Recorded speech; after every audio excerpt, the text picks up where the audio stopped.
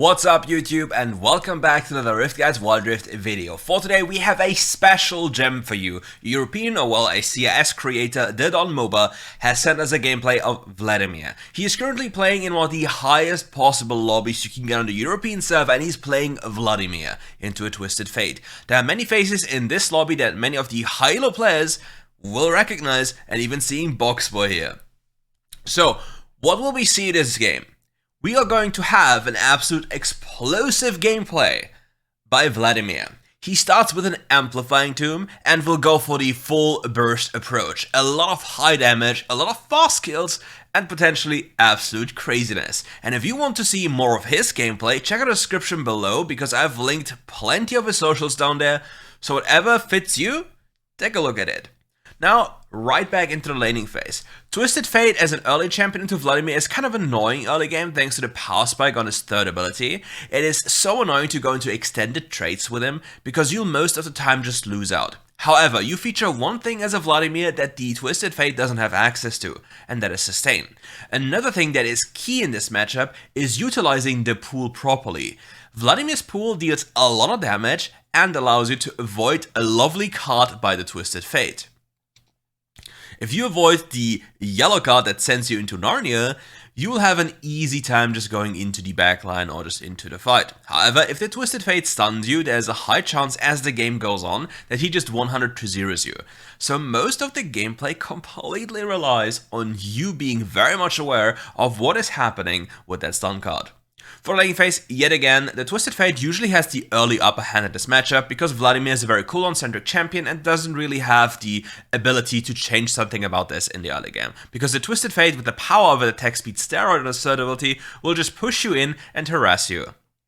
Needlessly to say, there are a few situations in which you can just use your first ability to just quickly trade and run away, and here we see beautiful spacing and nearly connecting hook on the Renekton, and it's getting really spicy already in the early stages of the game.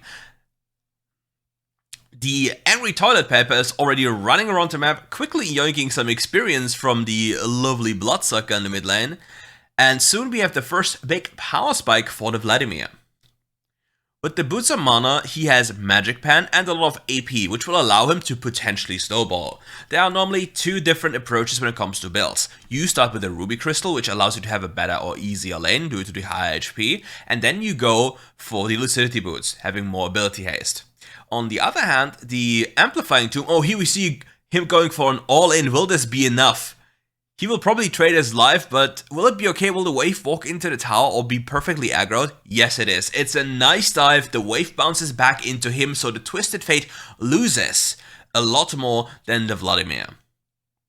So now, the Vladimir is slowly approaching points where he can do this more frequently.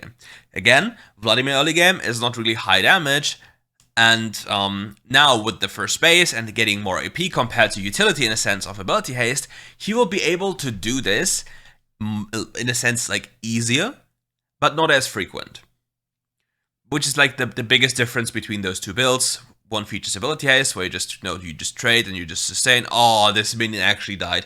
So the Thresh just tried to use his first ability to hook to a minion, and then if he hooks the minion, he can hook himself close and then flay the Twisted Fate backwards, and they just force a lot of heavy trades onto the Twisted Fate afterwards, making it very easy for the Vladimir to dive. Because the Vladimir can just reset tower aggro so easily with this pool, and now you see the interaction with the second ability and the card I've talked about earlier.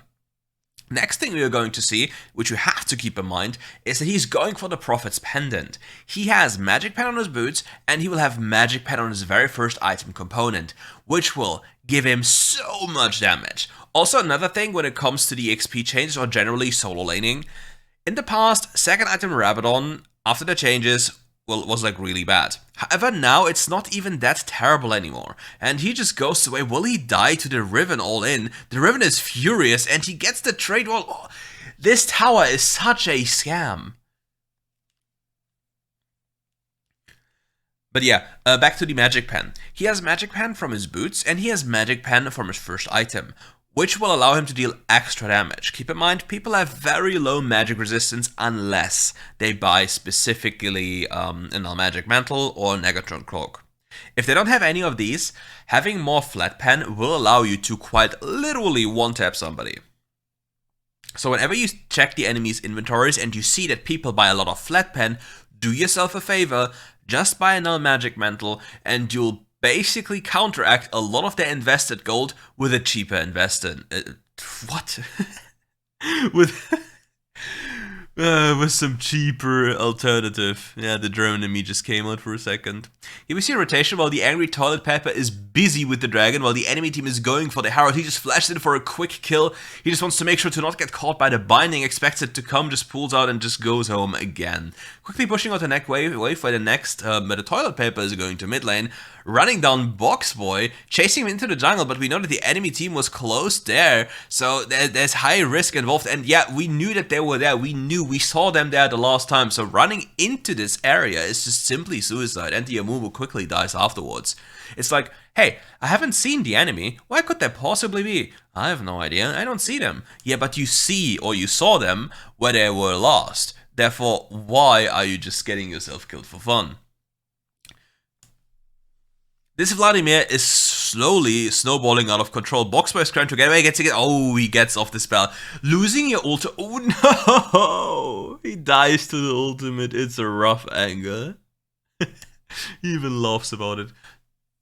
But yeah, now with Vladimir, with this build, since he's snowballing, things get really problematic. If he gets close to the enemy backline with Flash or Ghost, he will quite literally one-tap people with a full combo and then go into pool. Another thing that you need to know about is the item Awakened Soulstealer on Vladimir. Vladimir is a champion. Ooh, beautiful second ability to avoid the incoming stun. Just toying with the Renekton. It's like Steve Irwin just saying nope. Or Crocodile Dundee. He just had enough. Ooh, he plays Resolve Tree first on top lane. Damn, he's spacing him to Narnia. This Croc is pissed. But yeah, coming back to the Awakened Soulstealer.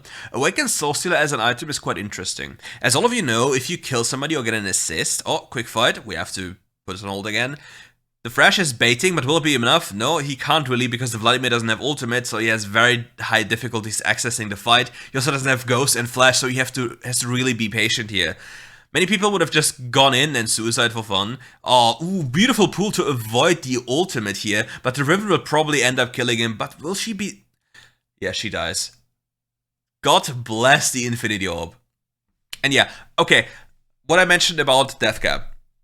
Since your levels are now, well, accelerated in a solo lane, and he goes for a full burst build rather than some utility, he goes for Magic Pen Boots, Infinity Orb into Rabadon's Death Cap. Around level 12, it should even out to be roughly similar than the old Rabadon's Death Cap. So upon completion, as you see here, he's getting close. He is only down a little bit of AP in comparison to before. I think we're like at 37% if he had it right now, or 36 or something. And about the Awakened Soulstealer, Awakened Soulstealer as an item is interesting for Vladimir. As you've seen how he plays, he goes in for a big trade, and then one person dies and he goes for a fadeaway. Now with this in mind, Awakened Soulstealer lowers cooldowns upon getting a kill or an assist. If you think about this, and about the way he plays, it's a perfect fit for a third item and maybe a fourth item. Not only this, it also grants you Magic Pen, which then synergizes really well with your boots and your first item. And not only this, you can get the most important ability of your entire kit, your second ability, up so much more frequently thanks to this, and therefore just turn in, well, untargetable, and you deal so much extra damage. And since all of your damage is basically area of effect damage apart from your first ability, you reset all of your cooldowns so easily because you have such a high area of effect which you play in. Did you see this spell? His first ability was 618, and keep in mind this is the nerfed Vladimir. Vladimir has been hit a few times on multiple spells, every spell, and yeah, this was quite a lot of damage. In the past it would have been so much more as well. Yeah, but as of this moment, the only downside of this kind of build is the cooldowns. It's very difficult to just consistently get spells out because you lack this cooldown reduction. But the damage is absolutely nuts. And the Riven tried to turn with the ult into Q3. And then the Vladimir just said, nope, not today, friend. The Lux champion.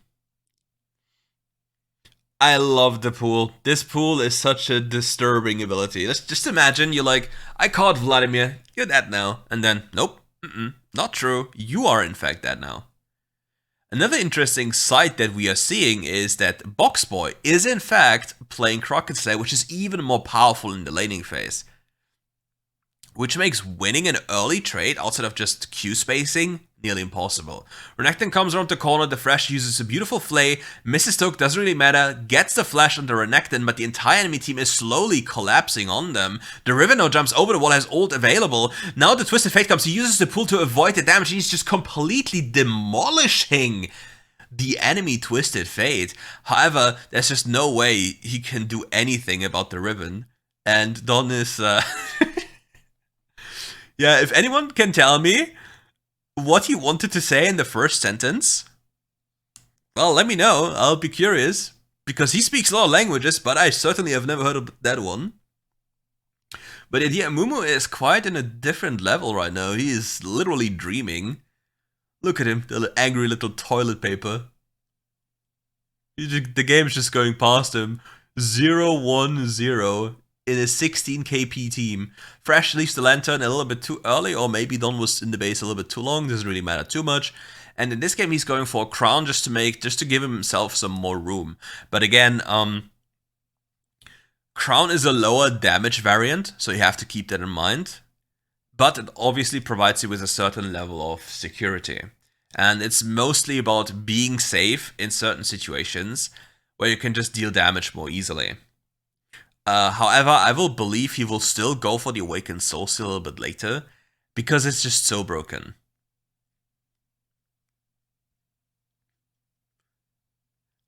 Nah, you gotta be joking.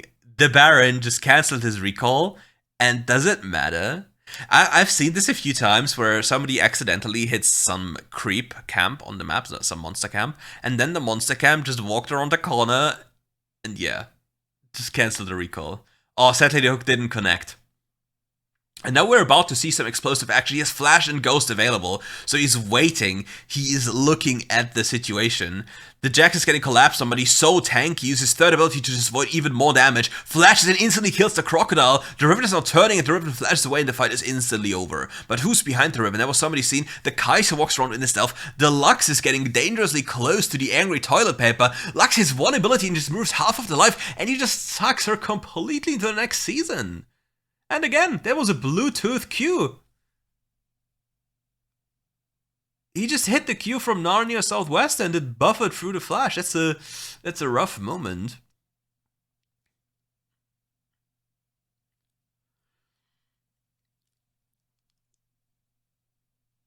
But as you see this build, it spikes so much earlier in fights compared to the ability haste build. But I think it's much more difficult to play in the Baron lane than it is to play in the mid lane. Nice Smite forehead, but it doesn't really matter. Okay, we'll pick up the Zhonya's Hourglass or the Stasis, and he goes for more movement speed. As you see, like in his pre-selected build, Awakened Soulstealer is in there because the item is a very underrated and still yet powerful item. Many people don't know it has the magic pen effect, and they don't really know that this has the ability haste thing on it. And if you think about this, if you're in a fight and your champion has certain cooldowns that you need to rely on, it makes it so powerful. Remember the time where Fiddlesticks was unbelievably broken till he got nerfed plenty of times on nearly every single ability? Awakened Soulstealer was the premier first item for that champion that made him so unbearable because he goes in for ult, hits 50 people, gets reset. The Thresh gets caught by a Lux Binding. Is this a time to turn for him? He can't really. If he had Flash, I believe he would have tried. He just needs to avoid this. Yeah, beautiful turn. He will probably die to the Renekton here. He has to be very careful with the stasis. Yeah, he waits for his first ability. He will probably die. Yeah, he will get killed. And Mumu is again sleeping on the next level. But yeah, when it comes to Vladimir, you'll often see that the Vladimir players really love their summoner spells. he's a very explosive champion. If you see people clumped up in the later stages of the game, all that needs to happen is Vladimir literally flashes into you, like he pre-channels his third ability, jumps into you with a lovely ultimate, and then just goes into the pool and he just looks at you. He just looks at you.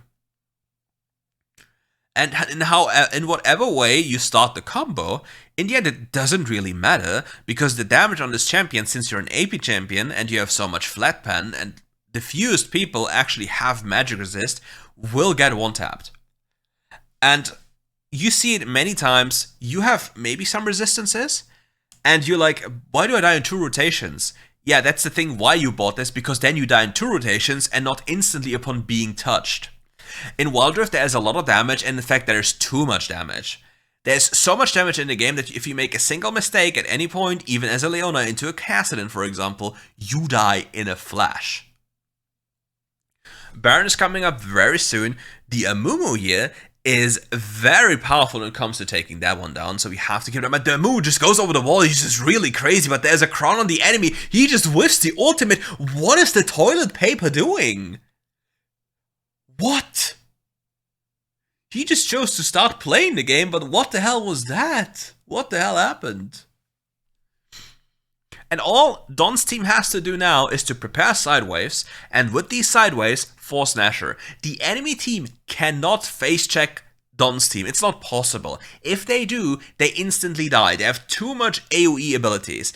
And sadly, the Amumu used his ultimate for a kill, which wouldn't even have mattered, most likely, for Nashor at that point, and he invested even summoner spells. When summoner spells are so much more important when it comes to objective timers. The Lucian is caught by Lux Binding, survives with 1 HP, a nice all-in by the Jax. He just goes in for the backline, so much damage, but he has to be very careful. Beeful is honest to avoid the most damage. The Riven camps on him.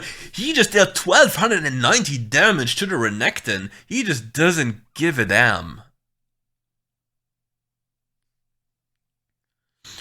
The Amumu, he has to escort the Amumu to the Nashor, or to actually push. He just basically has to mind control them. Ooh, was this a little bit too much? Oh, it's a 1 HP. Oh no. It's so scary. Does he mistime it? No, he doesn't. He gets it. But the Fresh is a yoinker. And so, while the Amumu is ending the Baron, they are finishing the game. Yeah.